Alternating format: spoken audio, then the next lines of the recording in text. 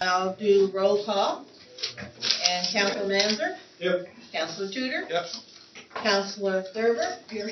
And please give regrets from Deputy Warden Ross. And I'm here. As well, our Manager of Municipal Services, Tyler Pulley, is here. Our CAO, Jeff Sunderland, is here. And Pat Stevens, our Executive Assistant. At this time, I'd like us all to pause to seek guidance.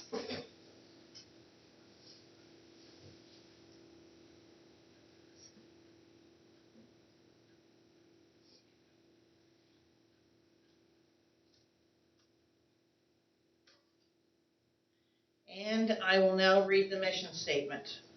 To promote, provide, or facilitate municipal services that meet the community needs by preserving, supporting, and enhancing quality of life for all. At this point, could I have approval of the agenda? Is any additions or deletions required? I'll move the approval of the agenda. I'll second that. All in favor? Aye. Contrary minded, motion carried. We have delegations, presentations tonight. The first is the Digby splash pad. Could I have someone move for them to come forward? So moved. Is there a seconder? I'll second that. All in favor? Aye. Contrary minded, motion carried. Which two would like to come and sit there? Once you're seated, you may take off your mask, especially because you're speaking. It's like, what if we get up, we put our mask back on, of course, because we have to stay within our 6 feet. I would like you to have handouts, or would you like to pass them around? actually, Jeff will take them and pass them. At this time, could I have you both introduce yourselves and your two other members? My name's Allison Vasello, and I'm the chair for our Digby Splash Park Society. And we have a few with us today. You go ahead. I'm Jillian McNutt. I'm the treasurer for the Digby Splash Park. I'm Madison Goodwin. I am the vice chair for Digby Splash Park. And I'm Melissa Wallace, the fundraising coordinator. And what was it? Fundraising coordinator. Fundraising. Oh, they gave you the worst job. I mean, the most fun job. It is the most fun job. Yes. Did anybody try the pull-up bar last summer when we had a pull-up bar contest downtown? No. I'm not aware. Well, you'll have another chance this summer, don't worry. No, I would rather just get it done. You should tell Bill to come down. He could do it. Okay. He was working last time. So at this time, I would like you to go ahead and tell us what you want to say and the whole 9 yards. All right. Now, Allison actually gets called Allie. Yes, I do. I always call her Allison because that's what I was born and brought up calling her. So I will try to be nice and not call you Allison, but You can still call me Allison. It's okay. You can still call him Andy, please do, because it drives him absolutely bonkers. Yes, I'm the only one. He doesn't even want his mother to do it anymore. No. But yeah, never mind. Anyways. So we will begin. Well, thank you for having us tonight. We are here to talk a little bit about what we would like to bring to Digby, and we would like to build a splash park in our town. There's communities around us that have splash parks, and a lot of our, including ourselves, friends and family, travel outside of Digby in the summertime to go to splash parks. So a few of us have come together to create a volunteer committee to try and get this moving forward. So tonight we're going to talk a little bit about that. All right, perfect. So, excuse me, we are a community-based volunteer group and would like to bring a splash pad to Digby. This is community-led, so we are all volunteers, and we have our nonprofit designation. We do. And we do have quite a following. Right now we have at least over 800 community members that have reached out or showed support through our Facebook and come out to support some of our. We've had a few fundraisers so far, but this summer will be a big summer, right, Melissa? Yeah.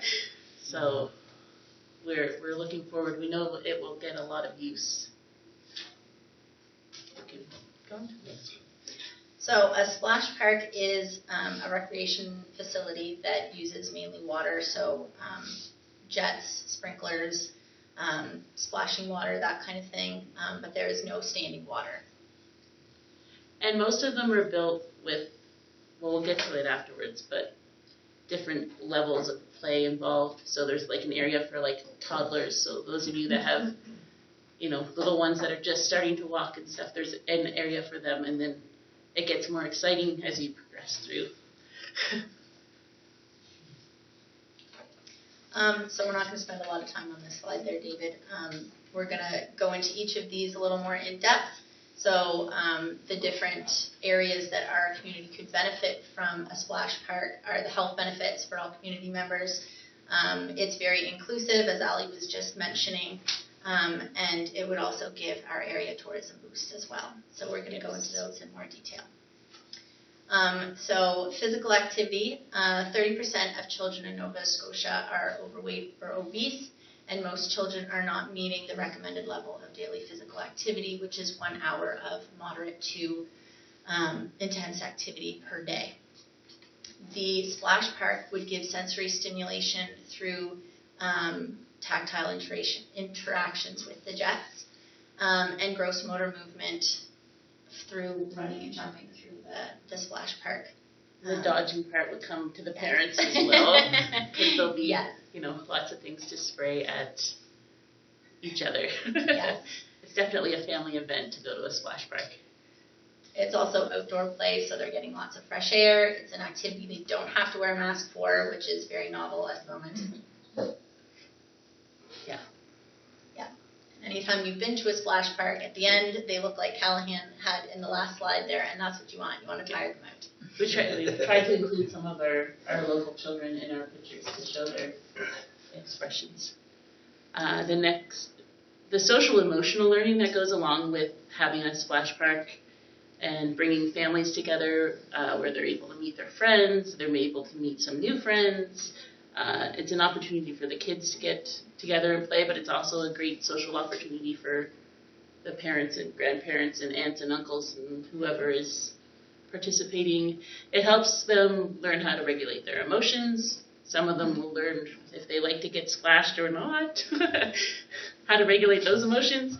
Inclusive play, and it's definitely interactive for a variety of ages, and in our community we have a lot of people around that could benefit from it, because it will be beside the elementary school. That'll give them opportunity for the elementary school to have use out of it, as well as Learning Grove, or even the comedy workshop, or if it could have people come over from some of the nursing homes in the area, because seniors will like to participate in it as well.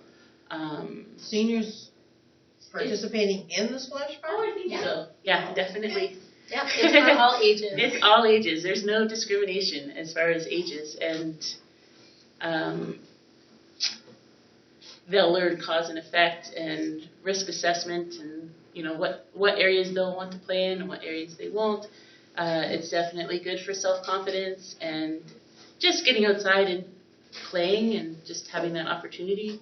And the creativity and imagination, you can hear it when you're there. You can hear the children playing and talking and using their imaginations and coming up with creative ways to get their mama soaked.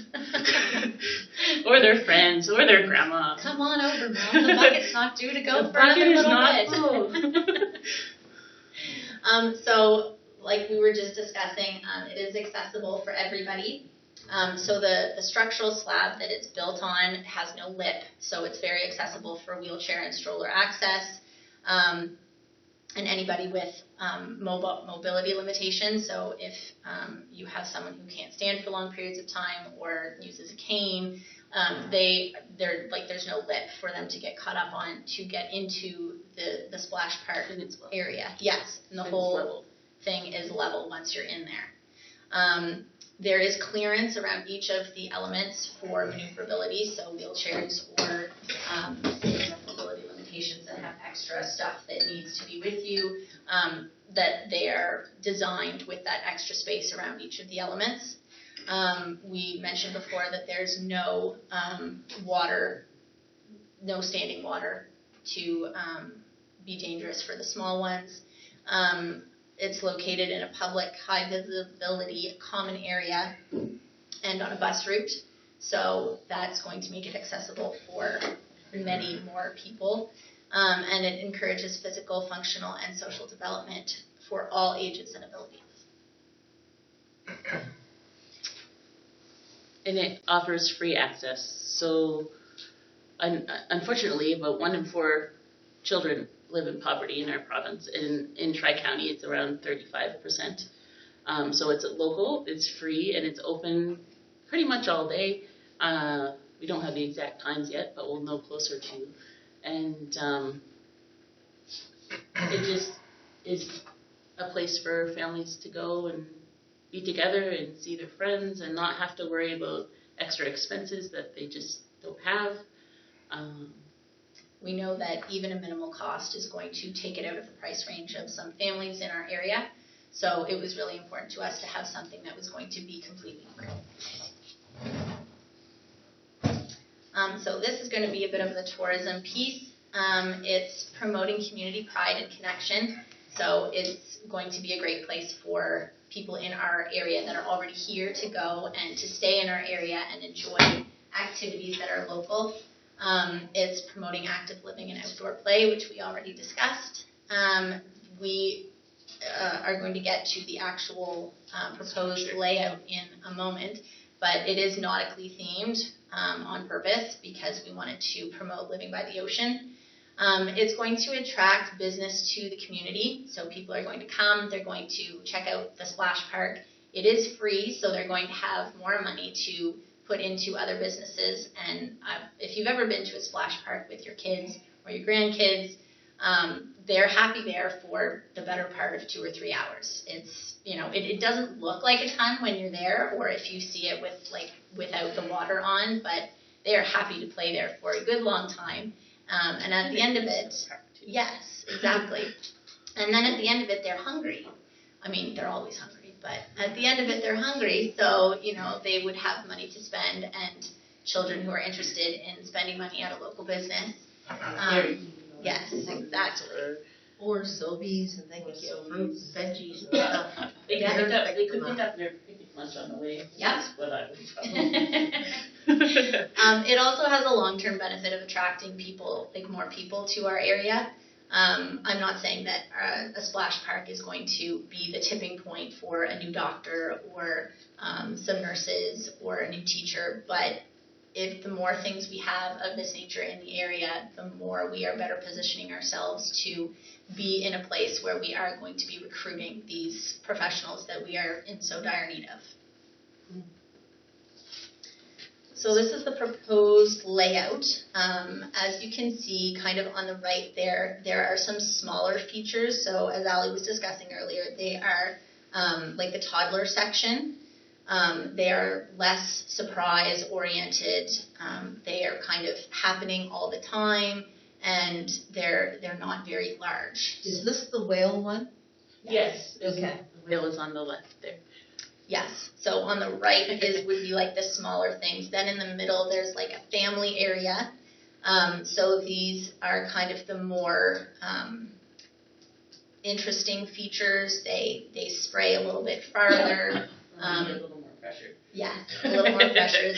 They're taller. You can go through them. They're a little bit more interactive. And then on the far side, where you can see kind of the whale and the whale tail, you can walk under the jets, and they're coming up from the ground. So that's kind of more like your going down from the tail too. yes, yeah. So that's your kind of teen area. They're going to come from all directions.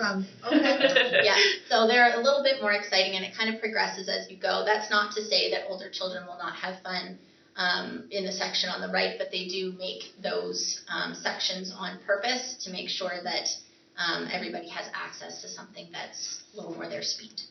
And I think, as far as I know, if it's a quieter time, the water doesn't go constantly. It'll stop, or there's some of usually them a feature to touch. a timer to or get going. a button to push to make it come on or make it come back.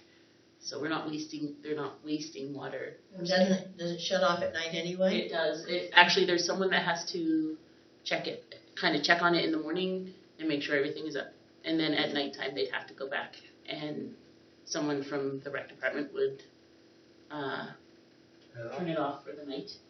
And there will be a locked building that has all the mechanical stuff attached to it. So Go ahead. So the proposed location is next to the Von Tassel Memorial Playground, next to the elementary school, and it's a good location because the parking is already there. There's security. It's all fenced in. The visibility is good. It's a popular spot to begin with, where it's already a regular attended park. It's also on the bus route, and the availability of water, that was our best.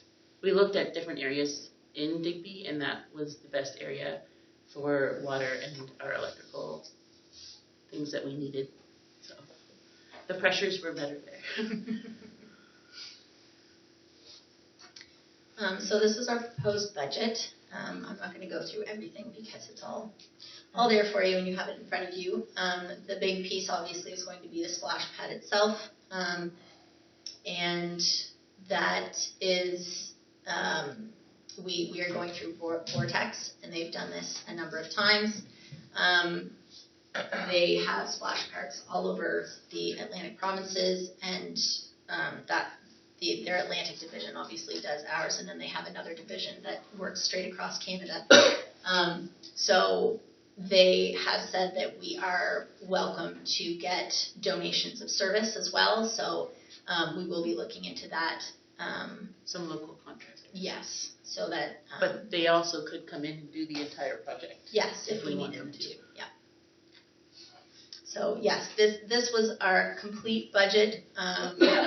We have signage for the park itself and for donors and sponsors, and then there are a couple of pre-build expenses that we'll need to just to get the site prepped ahead of time. We are looking to, we're asking both town and municipality for $30,000 each, and we are planning to fundraise the rest through donations, fundraising, and grants. So is that 30,000 this year, or is it like One 15,000 time. this year and 15 the next? Well, you could do it that That's way as up well. to you. Because our proposed, When do you plan on I was just going to say, we didn't actually put that in the presentation. Yeah. But the proposal, we're hoping to have it in summer of 2023.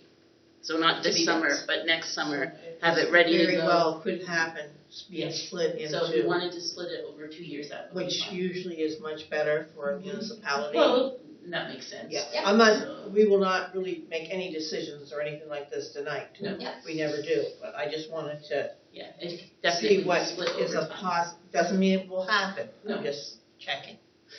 The other thing that I saw after you just said that, because I looked a little further when you said, because I couldn't see what you got up there. I just It's realized got willingness to allow Digby Area Recreation Commission to take over management. That will be the Digby Area Recreation Commission's decision, Yes. not the municipalities and not the towns. Okay. They are their own commission. Now, I'm not going to tell you they won't get some input from us, but I do not think that there would be a problem where other things have been done, like the, Skate park? thank you. You can tell. I'm You can trying tell to- you're skating. Yes, and this is our next slide here, so we know that they are technically in charge of what they will and will not take over, but we do know they receive input from the municipality and the town Yep. as to what they will fund, so if that's going to be an issue for you guys, then that would be something they would consider. Okay, But I just wanted to make sure it's always, we will give input, but it's the commission's decision. It's so clear, So it doesn't. Thank you. Now I'm gonna go around. Counselor Manzer, do you have any questions? So will all ages be there at once, or would it be timed, or?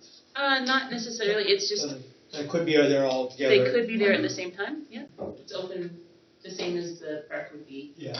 Probably approximately 10 in the morning till about 7 or 8 at night, depending on when it starts to get dim. It's not a scheduled thing like the rink or the pool. It would just be open, and so if you wanted to show up, and if you felt for yourself that it was too busy, you could come back later, kind of thing. It's like the park itself now, Yeah. the little, I find if it starts getting crowded, you'll see some people leave who've been there for a while, Mm-hmm. Vice versa. And, Self-monitored kind of thing. yeah, and it works really well. If I'm at the hairdressers, I like watching the little, because I'm next door. I like watching the little kids because they are so busy on those playthings. Yes. So size-wise, would it be able to expand, or is it going to be normal size of other splash pads? Or would you add on to it? It depends on which one you're comparing it to, I think. Like once it's built, are you asking once it's built it stays that size? Yeah, or is there a chance that you can add on to it? I don't think so. I think it's Standard size? I think it's a standard size. Yeah. We kind of, what we do is we go to Vortex with what our ideas are and a potential budget and what our availability is for size, and then they come back with some ideas for us. So. I'll be honest, I saw some other designs before, and I'm glad they took the whale. The whale was by most. Well, it seemed right in the sense that, people come to Digby for whale watching, so it's something that shows. Yeah, seafarers, yeah. And a lot of other communities have done something similar where whatever their area is known for, that's kind of what they have put into the splash park, either with the elements themselves or kind of stickers or things that they have put on afterwards. Well, I think Yarmouth has got a similar theme. Mm-hmm. And think they have Berwick big does the ink, apples, that kind of thing. So Yarmouth, the closest one? Yarmouth is not built yet. They're also funding one at the moment. The closest one for us right now would be Annapolis. There's a small one built in with their pool area. Oh, I didn't know that. And I think the next one after that is Middleton. There's one in Middleton, yeah. There's one in Middleton too? There's one in Middleton. I work at the school in Middleton, and it's almost right across the street from the school. The only one I ever hear about and how busy it is Berwick. Berwick is very busy, and there's a new one in New Minas. I was going to say, I knew there was one up there. I think it also depends on location.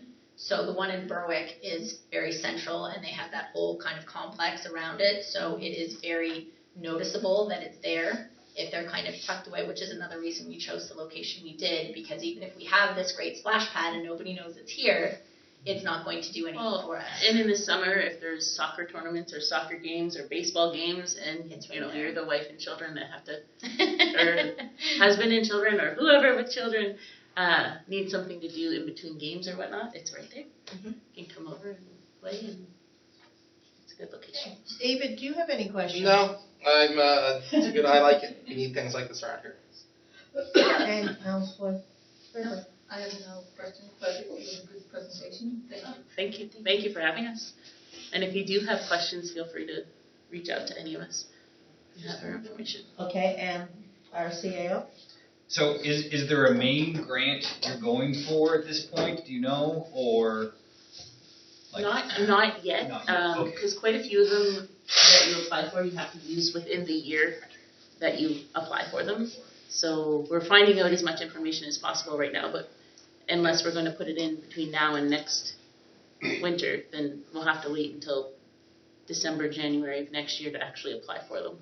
There are a couple of federal grants and provincial grants and a couple of community, like COVID community grants. So we are looking at those. Okay, very good, thank you. Thank you. Okay. If no one, again, I want to say thank you for coming. This will be put to our budget process. And that's all I can say at this point. Well, thank you very much for having us. And again, if you have any questions or anything, feel free to call or email. We will We're find always out happy right. to talk with you. Yes, it's true. I mean, I'm looking and I'd say Jillian has the most kids. You have 4. 3. Well, I have Joanna 3, has yes, 4. Joanna has 4. And she's on our committee as well. She's just not here tonight. All right. You only have 3? Only 3, just 3. Allison only has. I know, just like Amateur. 3 and nothing. Amateur. I'm 31. And you have I have 2 and I'm pregnant, so I'll have 3. That's what we like. You gotta keep pushing to get the people in our Have area. more kids than normal. Now, it's nice to see young people doing things. And when I say young, I'm saying under 40. Well, thanks. We're still young. We'll stick with that. Well, Allison's the same age as my daughter. Actually, she's a year older than me. But I'm just being nice. I'm Okay. saying under Thank you. 40. Don't push it. Okay, sounds good. So thank you all for coming and have a nice evening. Thank you for your time. I appreciate it. Thank you.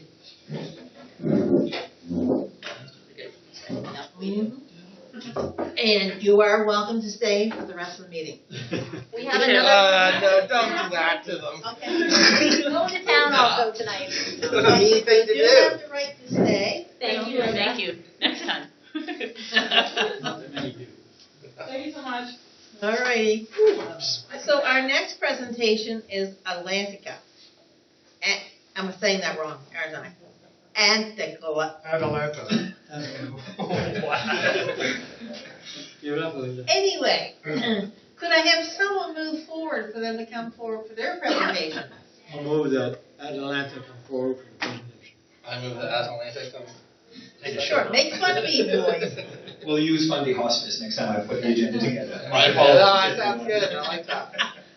All in favor? Uh, Contrary minded? Motion carries. Once you come up, would you please introduce yourself for our recorder? And then, as with the other group, you're allowed to take off your mask while you were sitting. If you get up, masks have to be back on.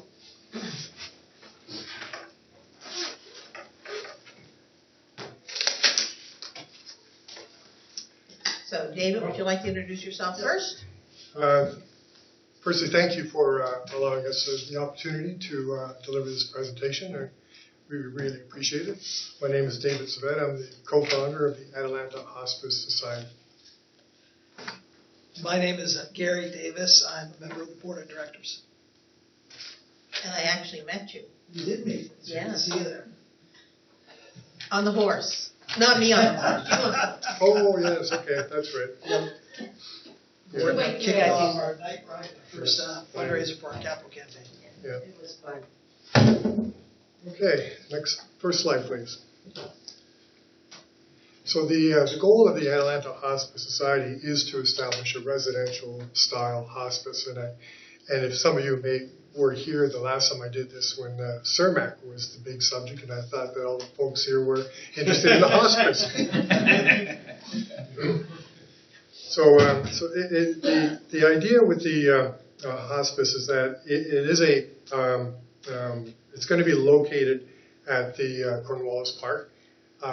It was I'm jumping ahead here. I'll go back to the slide. The board members are comprised of a number of really interesting and dedicated individuals that have shared the dream of establishing a residential hospice in this area. We have quite a number of skill sets that we bring to bear. There's marketing, there's finance. We don't have legal yet. We're looking for that, and technical. So we have quite a range of skills to contribute to making this initiative move this thing forward. We were registered as a not-for-profit in the province of Nova Scotia in 2017, and the name Atalanta is actually the name of the ship that was captained by Admiral Roger Digby when he brought all those United Empire Loyalists from Maine into this area and dropped them off at Joggins. So, and Atalanta actually means, it's an old ancient Greek word, means athlete. So the proposal is focused on setting up a residential style hospice located in this part of the province in Nova Southwest. And the idea is to establish a community hub for providing palliative and hospice care that really doesn't exist in the Digby area. There's some semblance of that in the Annapolis area, but it's a huge need that needs to be filled, and we're hoping that as part of the hospice project, we will also provide certain services in that regard. We intend to be a sanctuary for the terminally ill, for their end-of-life care, being treated with dignity and respect, because it's a really sad state of affairs to end up in a hospital. And you know, the hospital is for the living, and the doctors and nurses are very busy, you know, tending to those people, and if somebody's there to die, unfortunately, they don't get the same kind of time and attention from the staff. And so the hospice is in the business of death. And I know it's an uncomfortable subject, but it's one that we all need to face. We will also provide a place for loved ones to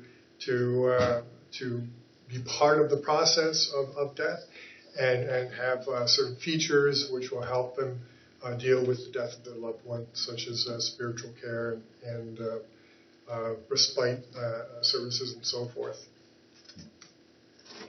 And also the fact is that having patients in the hospice will relieve the financial duress imposed on families, because they will understand and appreciate the fact that their loved one is actually being taken care of by the staff and volunteers at the hospice, so they have a certain amount of peace of mind that their loved ones will be taken care of. Just some quick facts. This will, as David mentioned, this will be the first facility that's coming in our part of the province. There are a few other residential style hospices in the eastern section of the province, but nothing here. And there's a real need for it. Right now, any hospice care is taken care of directly through the hospitals. We'll talk a little bit more about that. Initially, the hospice will feature 5 patient beds, but there is our plan is to make sure that we can expand the facility. So if we find that the need grows, that we are able to expand it to meet the continuing needs of the community. As David mentioned, we have land already. The hospice will be located in Cornwallis Park on property that was donated by the ABCC in 2019. So as far as having a location, which is usually one of the more difficult things to do, we have done that. The community is aware of our plans, and everybody seems to be very supportive. Through our initial kickoff of our capital campaign last September, we raised enough money to hire Jostin Architects of Annapolis Royal, and they're right now in the process of developing the initial design plans, a more specific budget, and we should have that information available in June, and we'll certainly be open to coming back to you when we have more of those details to keep you up to date. Right now, based on our rough estimates, we're anticipating construction and equipment costs of roughly $3.5 million, and Jost will help us confirm what that estimate should be. Dave's going to talk a little bit about the location. Linda's been there, so she knows where it is. Yeah, so the location is, if you recall the geography of the area, as you drive towards Annapolis, Broadway Avenue is on your left. It goes into the main base. You pass that a bit, go down the hill, and it's going to be on your right. This is the location of the old hospital, which used to specialize in treatment for tuberculosis. And that service was then moved to Halifax, and the building eventually became abandoned, and it pulled down. Actually, I think it was in the 80s or 70s. It was not that long ago. So it's when we donated that land, it was kind of interesting to learn that it was a hospital before, and it's kind of like that's kind of interesting that there's a coincidence that now we're back there with a new concept of a hospice, and so the location of the hospice would be in that larger area, the square area, and the one on the right where it's for future consideration. We were talking about having expanding the ideas to include some like a medical or seniors campus and have some other features and services and build a little community which could actually generate some revenue and increase the potential for jobs and positions in the area. And the top left, just in that corner there, that property, that's about, if I recall, 1.4 acres. That is still in the ownership of Annapolis, but they're willing to talk to us about donating that to us as well. So we haven't actually initiated that conversation yet, but that's on the table as well. So the benefits, obviously there's a lot of personal, family-type benefits that can be derived from a hospice service. I mean, it's tough. Everybody's gone through losing a loved one, so parent, uncle, brother, sister, whatever. And so if you have a place that provides basically the business of death, so the people that are in there, that's their job. Their job is to take care, treat people with respect and dignity, because it's their last days in this realm before they pass. And they get the attention and the service of the staff and volunteers, and this, in effect, will reduce the stress and duress that the families will experience. And we feel that having a place like this, the hospice, is that it would generally reduce some of the stress and load on the hospital. Because instead of taking the person to the hospital, sometimes they might end up in the hospital first because, okay, this person is dying, they've got maybe 5 days. Then we transport that individual to the hospice, and they could live up the end of their lives in the hospice scenario. So I think that will be a benefit for Digby Hospital, because then those services that would have been allocated or someone allocated to those individuals would be focused on caring for the living, for the broken leg, for the heart attack, for the car accident victim, and we remove that stress on the hospital. And the same thing can be said with Tideview. I know that people have passed away in Tideview, and that's understandable, but there's a really long list of people that would like to get into Tideview, and I think that in some ways this will reduce that stress on the Tideview and open it up for more people. So when a person has been diagnosed that they will be dying in a week, 2 weeks, or a month, then we transport them out to the hospice. They'll get the tender care that they deserve, and that frees up the Tideview for addressing that list. It will also provide things like employment opportunities for contractors, for the local labor pool during the construction aspect, and hopefully the hospice will benefit the healthcare system in Digby. One of the important things to note about this is we focused a lot on what the hospice facility will do, but there's a whole part of this program that is going to build a volunteer corps to supplement palliative care nursing in this area. And really, most people desire to die at home if they have that option.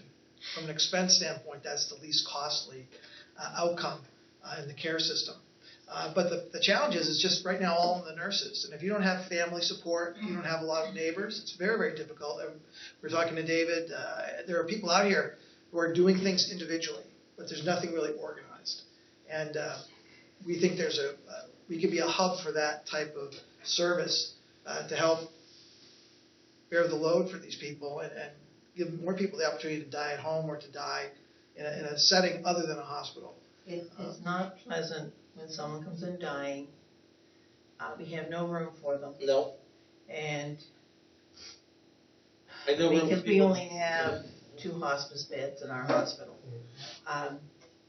And I've seen them end up never getting into, they're in, but they're in maybe a ward with other people. It's just not conducive to family sitting. Definitely not. It really isn't.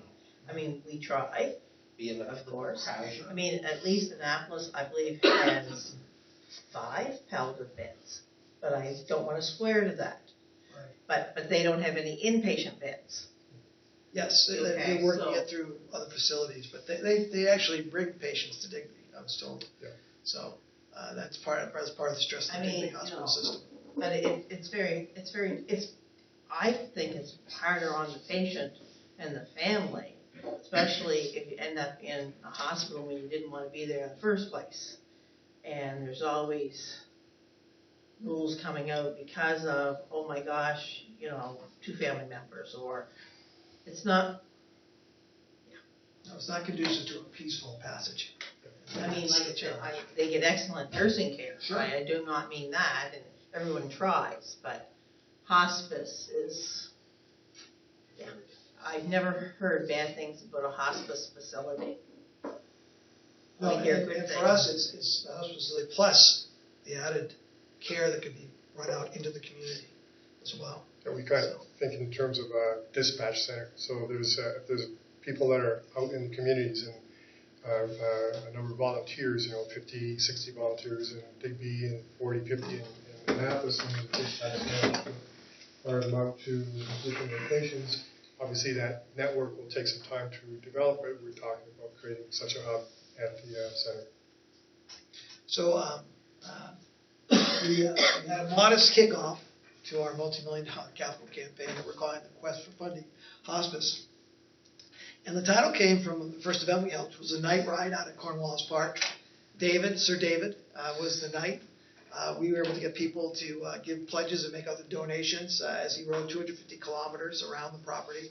And it was nice to do it there because it highlighted to people that we do have the location.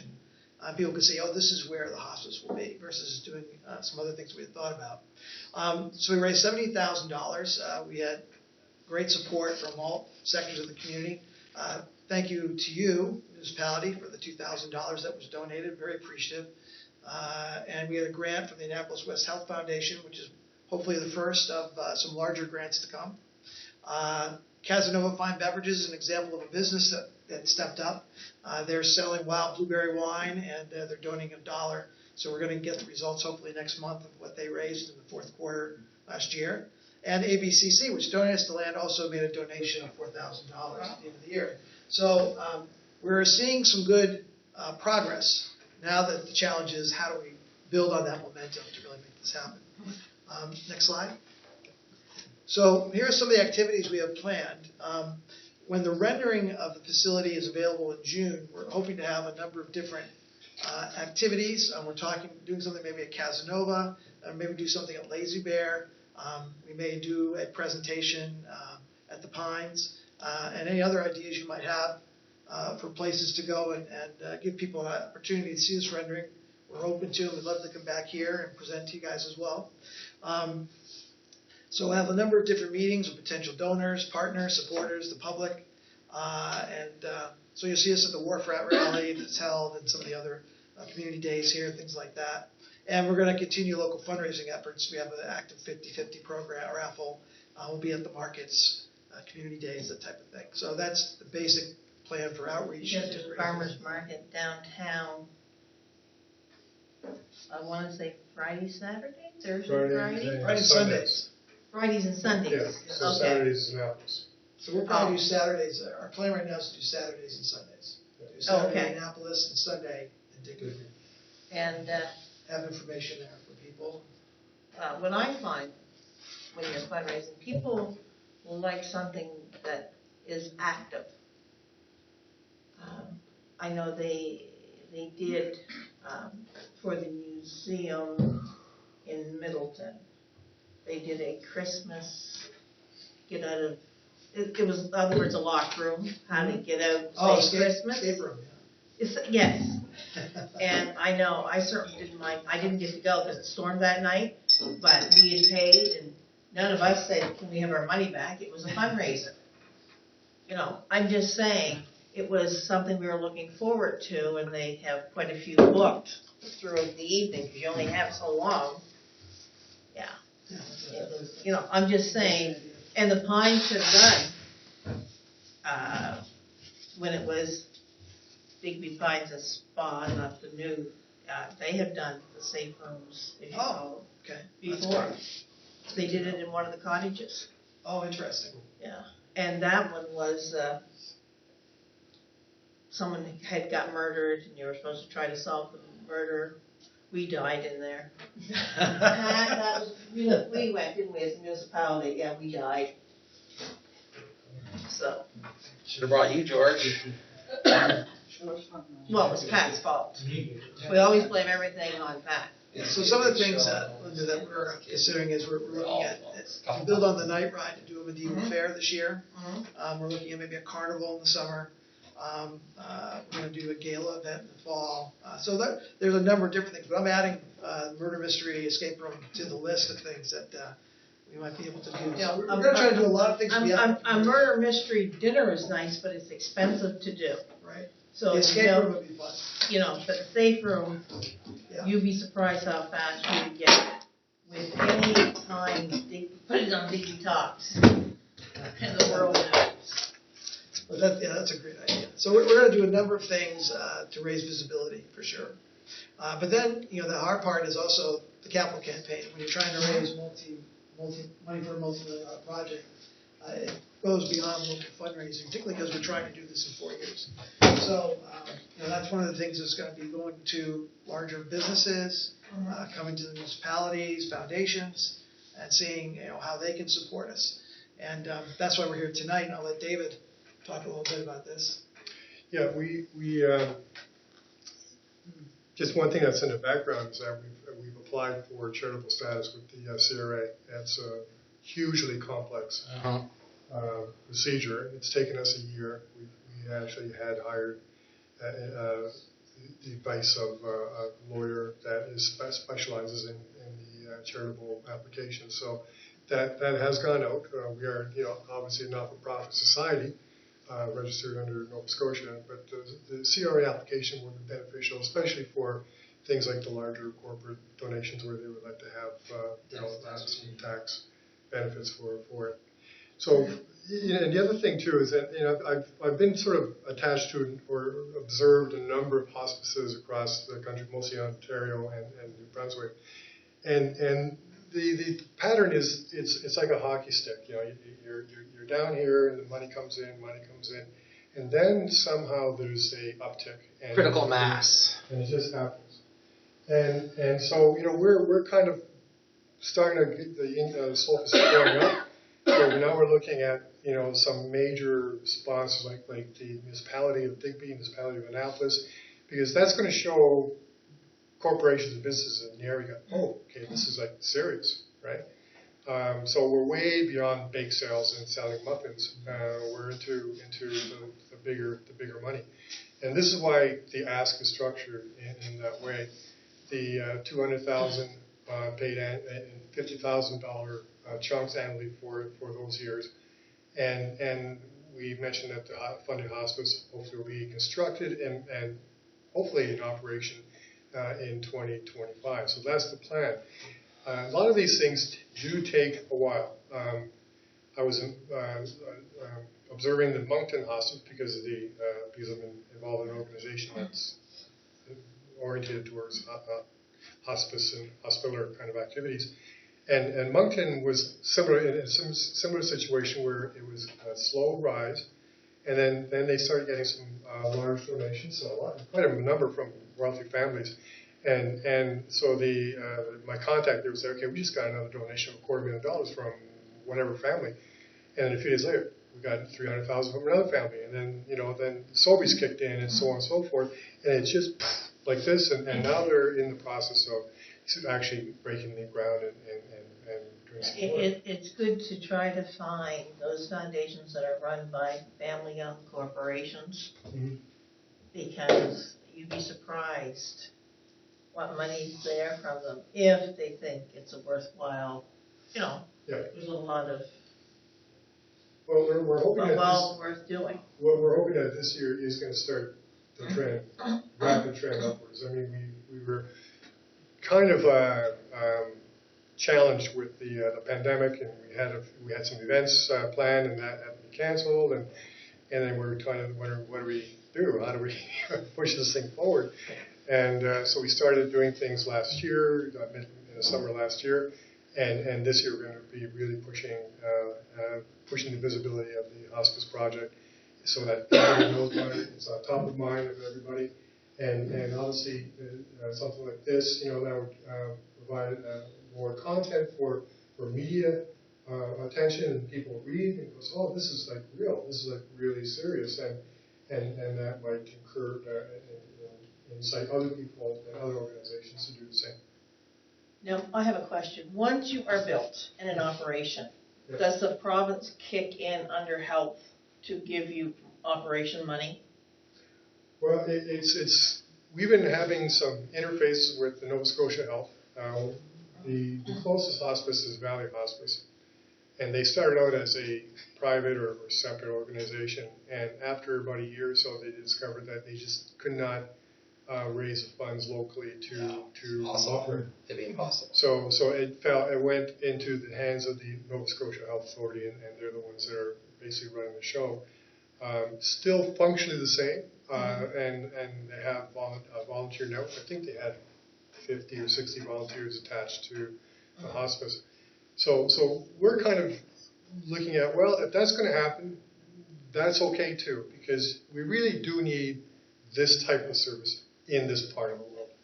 And if it's going to be run by the Nova Scotia Health, I'm okay with that. But the thing is that, it's kind of like poking an elephant. He's not going to move until you get a big stick. And so we're building that big stick, and the Nova Scotia Health can say, well, okay, I think that this is one of ours now. Yeah, and now that it's built. Yeah. Yeah. That's a lot of it, but the bottom line is, you've got to make sure that you've got operational costs. It's all good and have and build, but if you can't sustain it, it becomes a useless piece of infrastructure. Well, our hope is that we'll get some positive response this year. So we can say, look, pledges are lining up. Because we're going to have to give us all the money now. We don't need all the money now. But line up those pledges so there's momentum, and then start working with the provincial government and say, look, it's happening. We got the money. It's going to go. What do you want to do? Yeah, you noticed what I said with the last group, right? Sure, yeah. We read ahead. Yeah, you didn't say, can we have 200,000 this year? Oh, no. And again, I will tell you, we will not talk finances tonight. This was certainly a budget process, and we make no guarantees. Oh, sure. Yeah, we understand that. Not that we don't think it's an important thing. So again, I am going to start with George. Do you have any questions? No. Oh, David. I'm good too. I'll get a hold of you if I ever have anything specific, but I'm generally supportive for sure. Angela. No, I have no questions. You're welcome to come back. Yeah, can I ask another question? It's probably not proper to ask, but if things change at the base, and would you still be able to get the extra property that you wanted? Oh, you mean at the top corner there? Yeah. Yeah, they said all we have to do is approach them with a pitch, and they will grant us that property. So it's a card in our back pocket, and I firmly believe, and Ken Buckles, he's all over this. I mean, he's the energy bunny, non-stoppable. And he has these great ideas for a campus or some expansion to the services office so that it could offer even more services to the community and offer more opportunities for employment and positions. Wasn't he helping interns could go there too? I don't see why not. Did I misunderstand? He's got a wide palette of things. So I think there's a lot of things he's talked about. We're trying to narrow it down and say, so what's real? And there was another doctor that was there that day. Alan Dill. Yeah, Dr. Dill, yes. right. And boy, he is certainly wanting it to take place. Oh, absolutely. He's leading, he and Linda Bailey are leading the charge on the volunteer corps. And Oh, wow. You got two great people there. Yeah, so we have a great team, and it's just get some momentum going. Just so you know, Dr. Alan Dill has been a doctor in the Annapolis Center, and Linda Bailey was the director of nursing and administrator at what was called Most Nursing Home, and now she's been in Middleton. She technically retired and still ended up working as well. She's busy. Yeah. But very good contacts, both of them. Yeah. we're very lucky, we have a good board. Now, Jeff, do you have any questions? No, very thorough presentation. That was.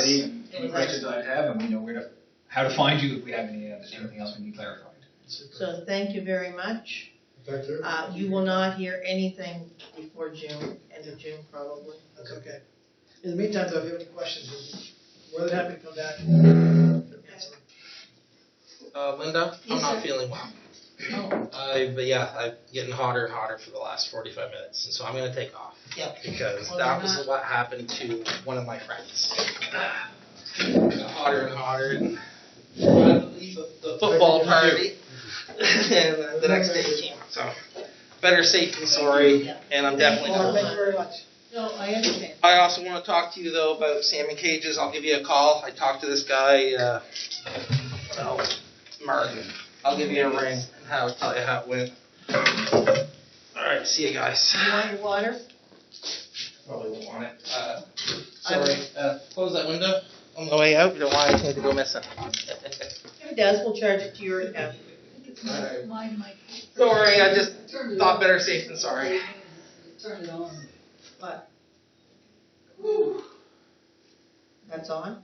Yeah, when they were doing the presentation, I kept hearing something, so I should turn mine off and stop. I just turned it back on. It Oh. seems to be fine now. Okay. So we will continue. Pat will put in the minutes that David had to leave not feeling well. And our next is approval of the minutes of January 25th. I'll move the approval of the minutes from January 25th. Is there a seconder? Second that. Is there any discussion? Errors or Only deletions? two of us left.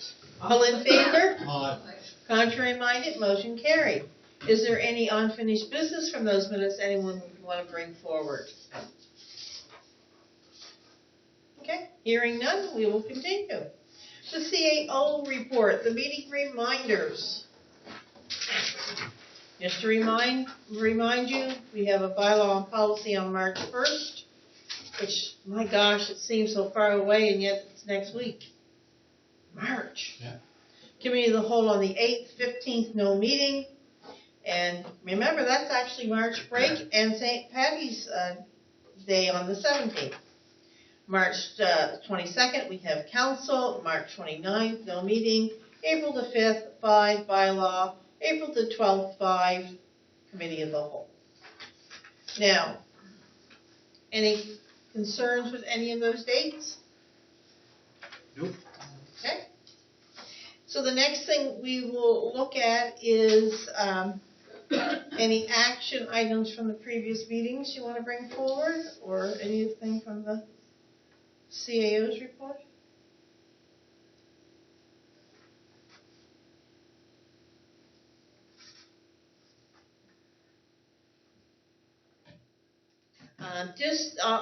I guess I should speak. The transit, I made sure notices were sent out to let you know when they had to shut down due to the weather, and I didn't send it out, but on Saturday, they closed a little bit early, a couple hours because of the weather. I just didn't, Now, okay. Update on capital projects. Any questions on any of those capital projects? Is the cost of the bus, is that a final 555? Final. Yes. So we're 95 under budget? Yep. Yeah, on capital. Yep, I think with the changeover in management at King's Transit, and there was a challenge accounting for it in our budget. So there's a grant that they create a capital fund for us that doesn't exist in our books, but exists at King's Transit, is 75 of that 95. And the other is just an HST miscalculation. Any other questions? Okay. The financial report, income and expense report, that came out in an email. Any questions or concerns on that? Okay, we're going great style. Next, standing committees, bylaw and policy, building renovations. Anything new you wanted to add to that, Jeff or Tyler? No, I It mean, just seemed we've that- engaged with the architects and they're going to be developing that cost estimate for us, so they're actually coming, in March to do a scan of the whole building, which is kind of neat, which is part of the process, so. Okay. So could I have each of the recommendations moved by someone here that were from the committee of the whole? I'll move to have the staff work further with the architecture firm to develop a cost estimate for the proposed building renovations. Is there a seconder? Second. All in favor? Aye. Contrary minded? Motion carries. The next is the Digby accessibility plan. You want a motion for that? Yes, I'll please. move that we approve the Digby accessibility. Is there a seconder? I'll second that. All in favor? Aye. Contrary minded? Motion carried. The next was to send a letter to Develop Nova Scotia and Wren to make them aware of the lack of high-speed internet on the Culloden Wharf Branch Road and to send a response letter to Christine and Terry Newton. I'll move to send a letter to Develop Nova Scotia and the Wren to make them aware of the lack of high-speed internet on the Culloden Wharf Branch Road and to send a response letter to Christine and Terry Newton. Is there a seconder? Second. All in favor? Aye. Contrary minded? Motion carried. The next, we have a motion to fund $26,750 per year for 3 years for the Digby area community navigator position, providing that the town of Digby participates as well. I'll move to fund $26,750 per year for 3 years for Digby area community navigator position, providing that the town of Digby participates as well. Is there a seconder? I'll second that. All in favor? Aye. Contrary minded? Motion carried. The next, Has the town they're meeting tonight, discussed that yet? I don't think they voted on it yet that I'm aware of.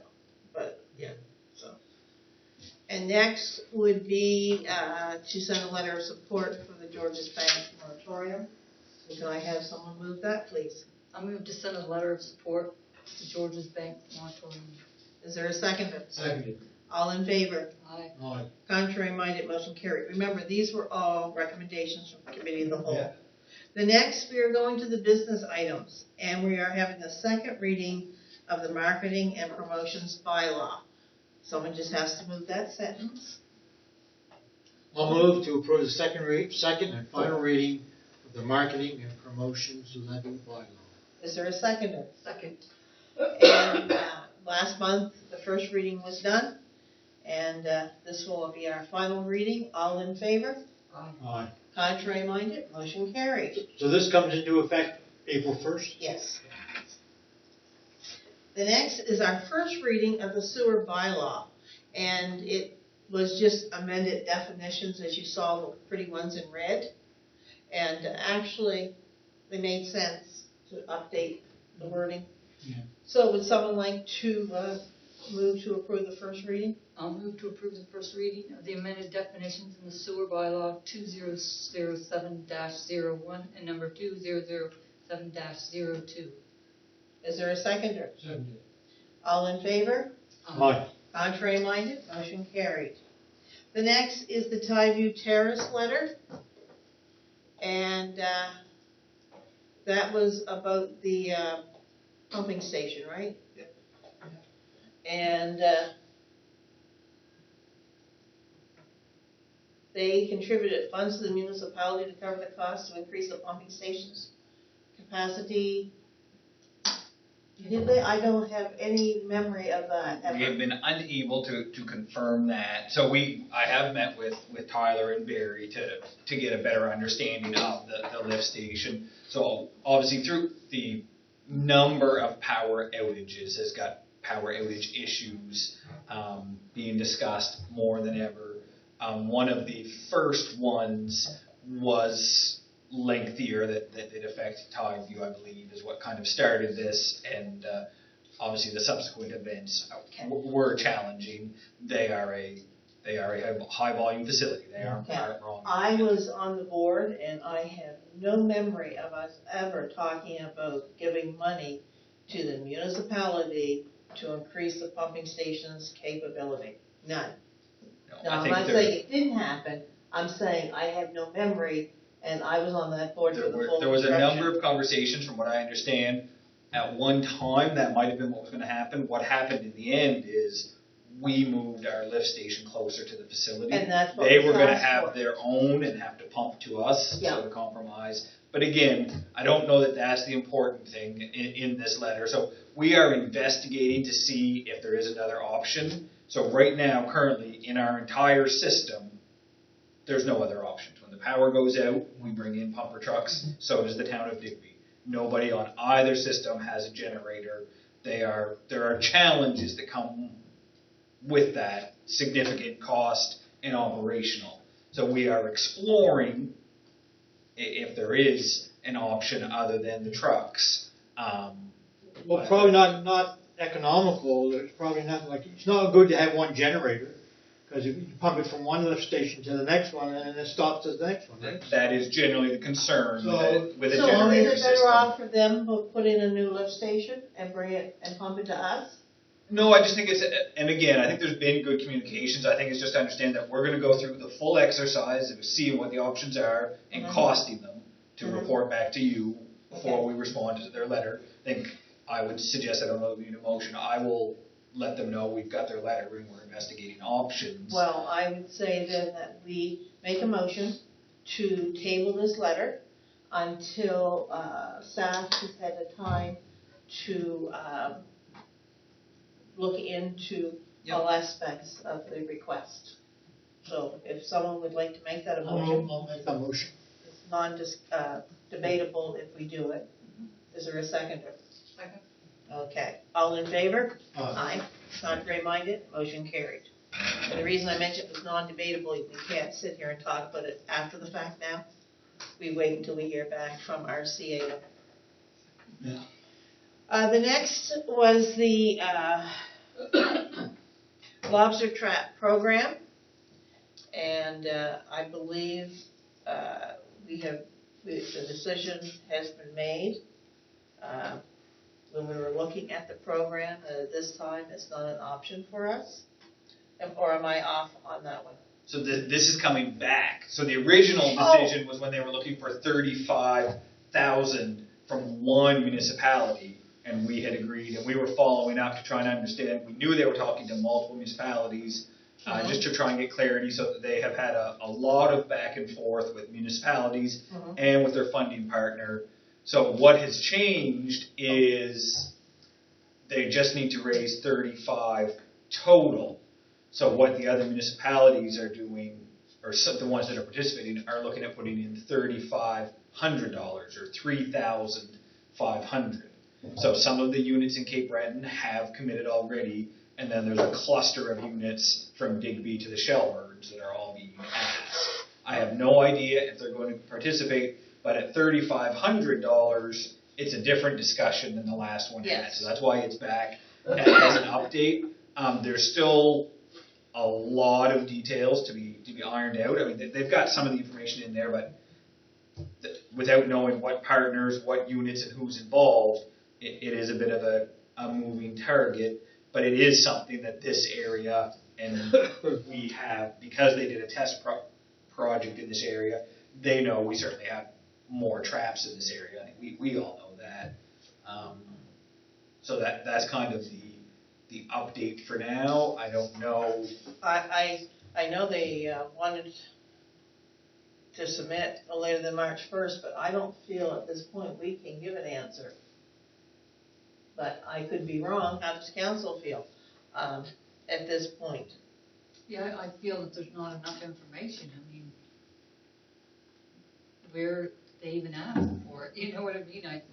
I read over the letter. Well, I guess I read it and misunderstood it because I thought, why is this coming back again? We'd already said no.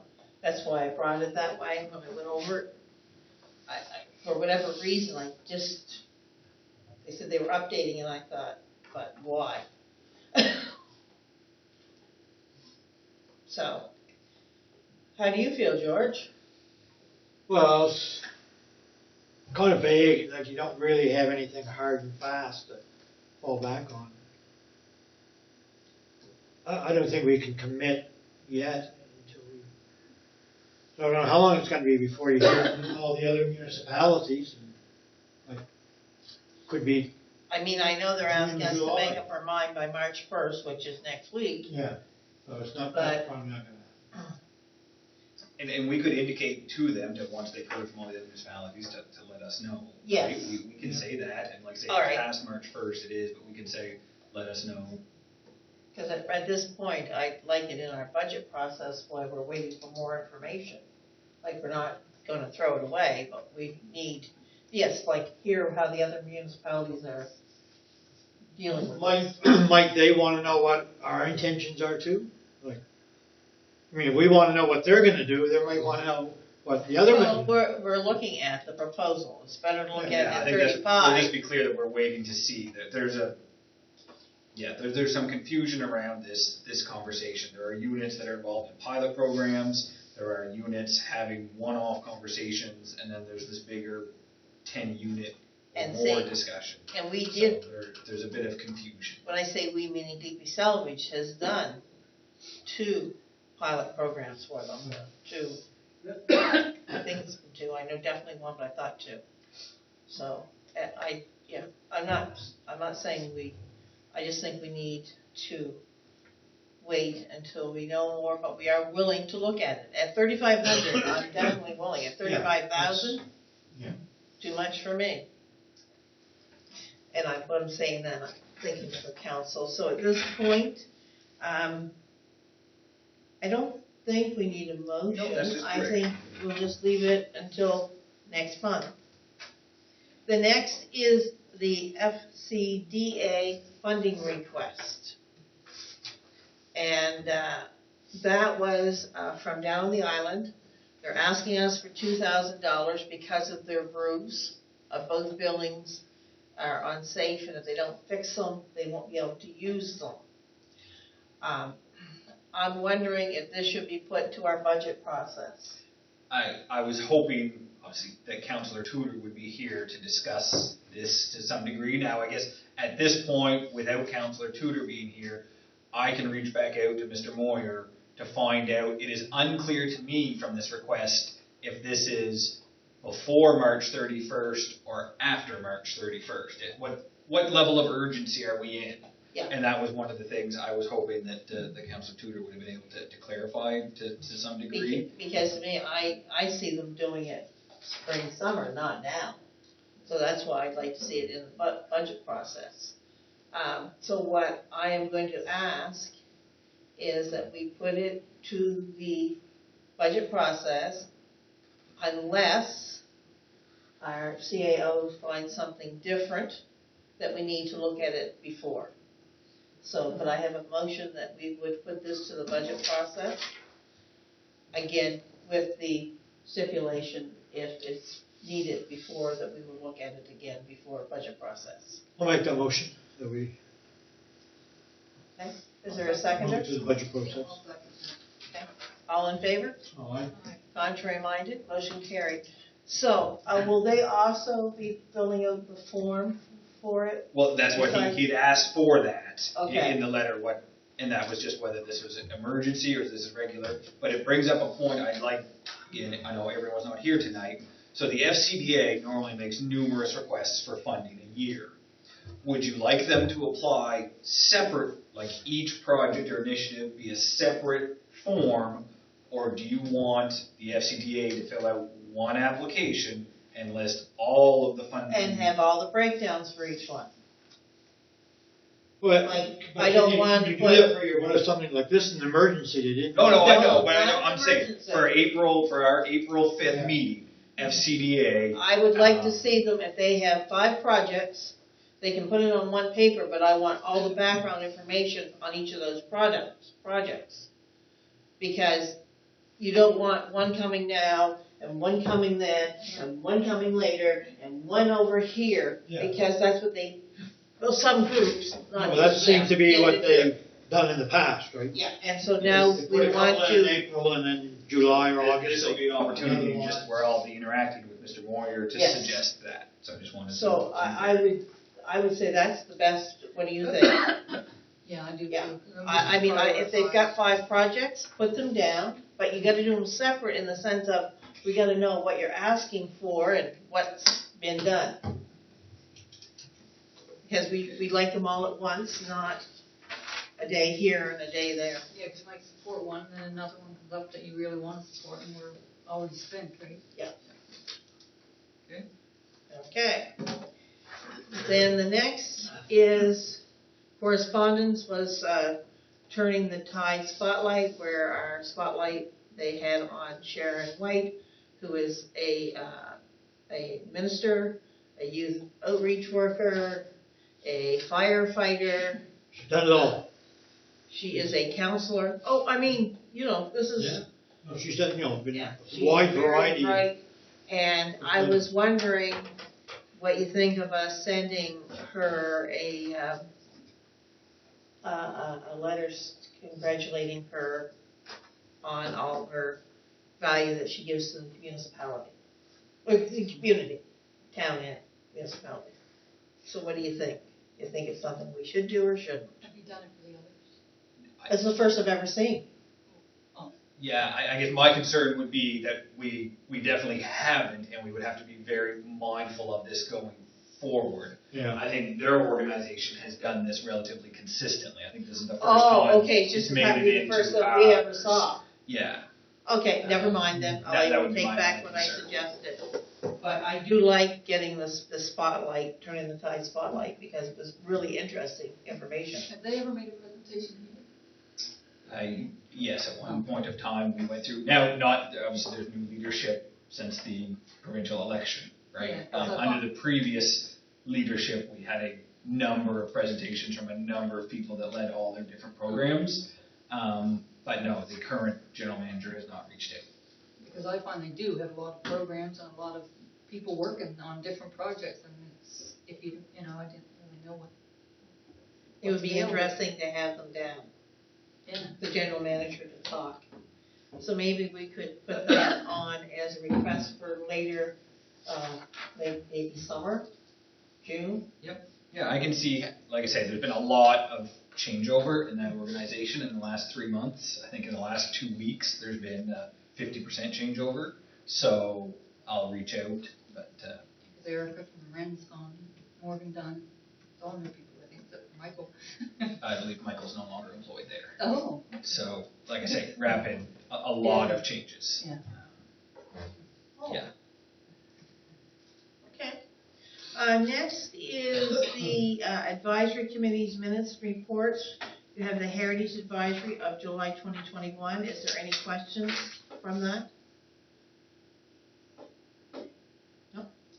Next was the Planning Advisory from January 2022 minutes. Is there any questions from the advisory?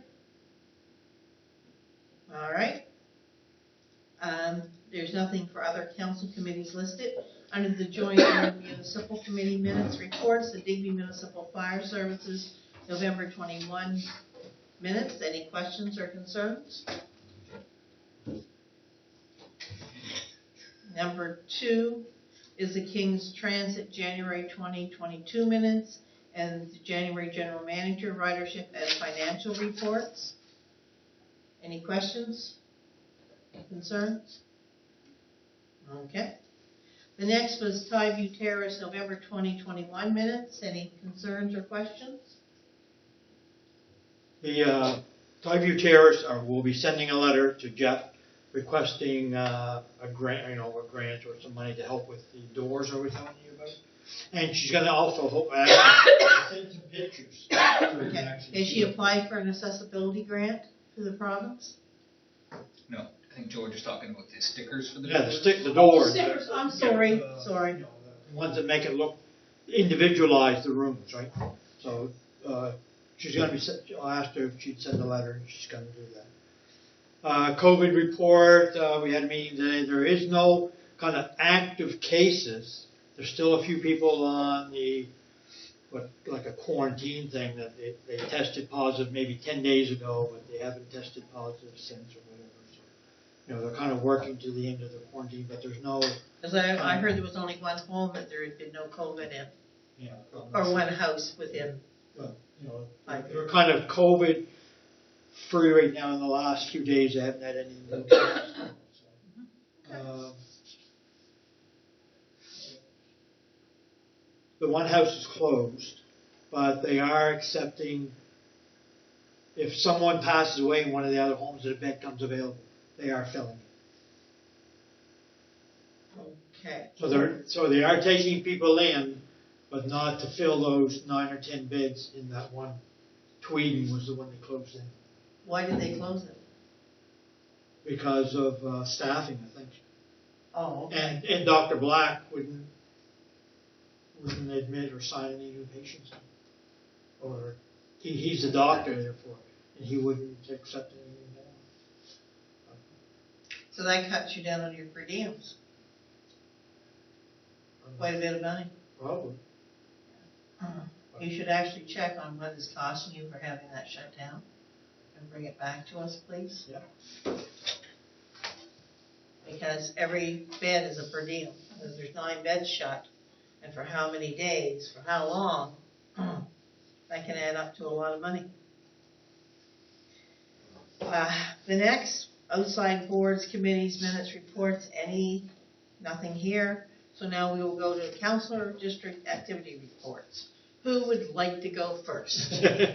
George or Angela? I'm giving you a choice. You go, Angela. I got to check and see what I got. I'll go first. And I found this month went really fast because when I knew I had to do this, it seemed like I just did it. So.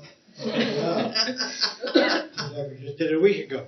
So I did attend the Housing Coalition group meeting on February 3rd, and they have we're going to meet monthly, and they have many projects on the go and lots of enthusiasm and new volunteers and stuff. So hopefully that will help. And we met with Joe Baltzer on the 11th, and that was a good meeting. I think that we get our points for the health system and the roads put forward. And I did see a article just recently about the TIR saying that some of the reasons they had shortages was due to the vaccine mandate, but I think when they were here in the fall, they said that they were having issues then, and that was before the mandate coming into effect. So, and I've been working with data. They've been getting their ads for their guides, so I've been talking to some of the businesses and getting a few ads for them. And I've had a lot of emails about garbage and a few about the funding applications and tourism. About tourism, and the fire services got rescheduled. It was supposed to be last Wednesday, and it's tomorrow night. Okay. That's it. Thank you. Angela, are they making a new Digby guide this year, or are they using? Last year they used the one from the year before, didn't they? Are they making a new one? This year they're making a new one. Okay. And now George. Yeah. We had a few dog calls. There's dogs running loose in the neighborhood. I was also at the meeting with Jill. Road plowing concern. A couple of people called with road plowing. The length of time it was taking the plow drivers to get the roads plowed or whatever. That was about it. Other than my, scheduled meetings and stuff. Okay. All right. Now, since we last met, I had a meeting with the chair and vice chair of Electric City, talking about what they plan on doing and what they're trying to do, which was really interesting. I also attended, this one was face to face, but I attended a virtual on mass casualty that was done by the NSFM. And again, it was free to us, and it was excellent information about, for Nova Scotia and what's going on with the Portapic. Make sure I say that right. A lot of concerns from the public as well as families, as well as, because this seems to have taken so long. And at the NSFM, as you noticed in Monday's newsletter that came, they were talking about the mass casualty, just so you know. Also, I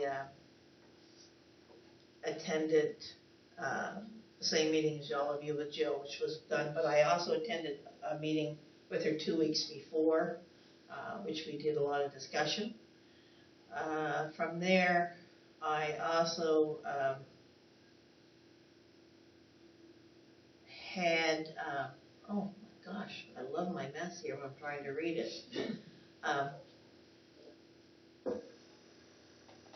There's another meeting I wanted to bring forward. Another Zoom meeting. I had another Zoom meeting through the NSFM it was on working with others in your public engagement, that type of thing.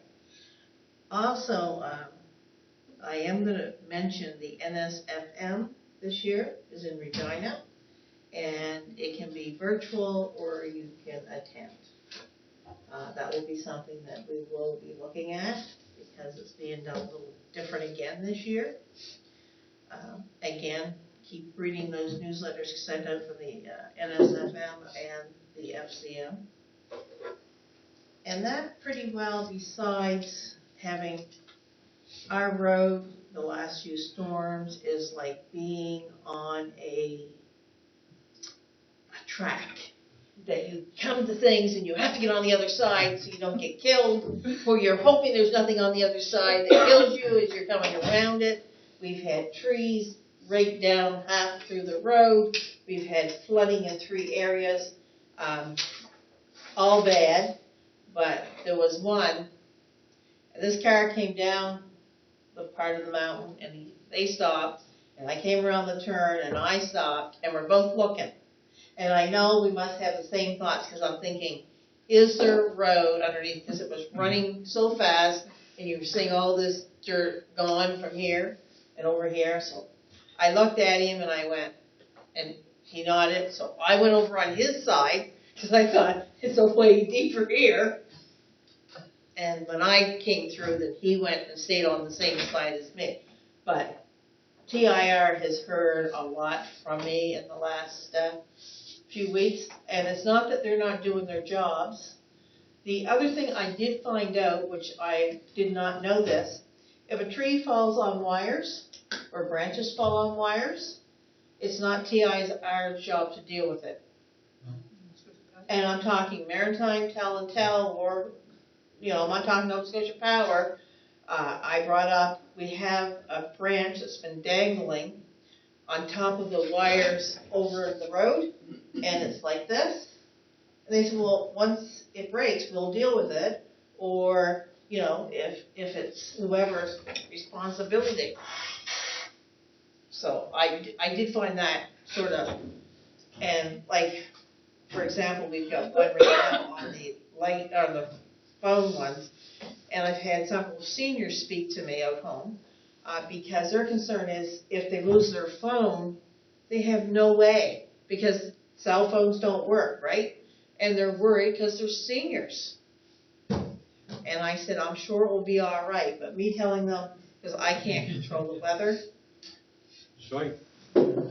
Well, we got another storm coming up again. So that was all I had to say. So next, we will be going in camera for a contractual issue. No, actually, that's a mistake that survived the edit Oh. process, so there's no in camera. Oh, okay. Well, then would someone like to adjourn the meeting? I'll adjourn the meeting. Is there a seconder? Second. All in favor? Aye. Contrary minded, motion carried.